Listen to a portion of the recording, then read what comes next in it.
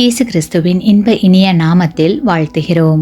இன்றைய வேத வசனம்: ஒரு மனிதன் தன் பிள்ளையை சுமந்து கொண்டு போவது போல நீங்கள் இவ்விடத்திற்கு வருகிற வரைக்கும் நடந்து வந்த வழிகள் எல்லாவற்றிலும் உங்கள் தேவனாகிய கர்த்தர் உங்களை சுமந்து கொண்டு வந்ததை கண்டீர்களே. உபாகமம் 1:31. Today's Bible verse: And in the wilderness where you saw how the Lord your God carried you, as a man carries his son, in all the way that you went, until you came to this place. Deuteronomy chapter 1 verse 31. ஒரு பக்தன் ஒரு கனவு கண்டான்.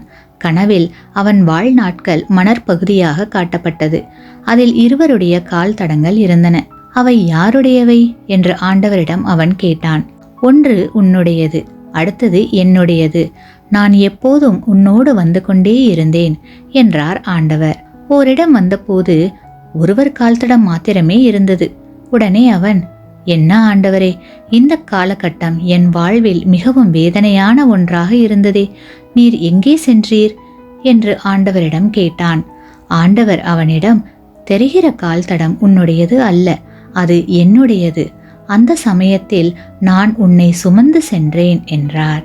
கிறிஸ்துவுக்குள் பிரியமானவர்களே, நம்முடைய தேவனாகிய கர்த்தர் நம்முடைய வேதனையான நேரங்களிலும் கஷ்டமான சூழ்நிலையிலும் நம்மை சுமந்து செல்ல ஆயத்தமாக இருக்கிறார்.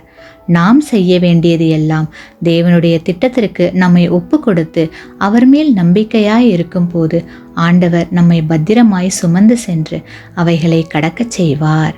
ஆமேன். நீங்கள் பெற்ற இந்த ஆசீர்வாதத்தை மற்றவர்களோடு பகிர்ந்து கொள்ளுங்கள்.